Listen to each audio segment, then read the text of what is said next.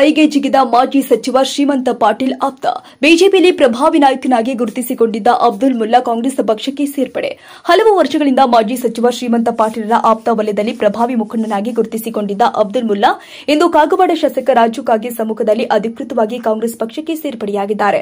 BJP ತೊರೆದು ಕೈಗೆ ಜಿಗಿದ ಕಾಂಗ್ರೆಸ್ ಮುಖಂಡ ಅಬ್ದುಲ್ ಮುಲ್ಲಾ ಮಾತನಾಡಿ, ಬರುವ ಲೋಕಸಭಾ ಚುನಾವಣೆಯಲ್ಲಿ ಕಾಂಗ್ರೆಸ್ ಪಕ್ಷ ಭಾರಿ ಮತಗಳಿಂದ ಅಧಿಕಾರಕ್ಕೆ ಬರಲಿದ್ದು, ಇದಕ್ಕೆ ಮಾಜಿ ಡಿಸಿಎಂ ಲಕ್ಷ್ಮಣ ಸವದಿ ಹಾಗೂ ಶಾಸಕ ರಾಜು ಕಾಗೆ ಇವರ ಪರಿಶ್ರಮ ಬಲವಾಗಿದ್ದು, ಈ ಇಬ್ಬರು ಶಾಸಕರ ಬೆನ್ನೆಲುಬಾಗಿ ಮತದಾರರು ಹಾಗೂ ಕಾರ್ಯಕರ್ತರು ಕೆಲಸ ಮಾಡುತ್ತೇವೆ ಎಂದರು. बीजेपीमध्ये नाही, जे आज आमचे कार्यकर्ते आहेत, जे आमचे नवीन काँग्रेस आमच्याकडले काँग्रेसचे कार्यकर्ते आहेत, जुने आहेत, सगळे एक होऊन जसं विधानसभा क्षेत्रात तुमचं अण्णा इलेक्शन केले तशापेक्षा अति उत्साहानं हे लोकसभेचं इलेक्शन एवढ्या उत्साहानं कधी झालेलं नव्हतं. ही पहिले वेळ आहे की एक लोकसभा इलेक्शन एवढ्या मोठ्या प्रमाणात आमच्या गावामध्ये होत आहे.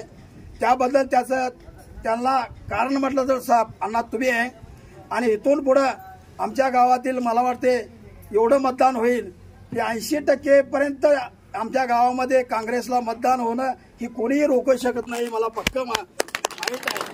त्यासाठी तुम्ही वाटतं अण्णा जे आश्वासन तुम्ही तिथं सतीश अण्णाला दिला, तुमच्या जीवावर त्यांना उभा केला, तुम्ही दिलेला शब्द आम्ही शंभरगी गावचे सर्व रहिवासी सर्व मतदार 100% पूर्ण करतो असं सांगून माझे 2 शब्द संपवतो.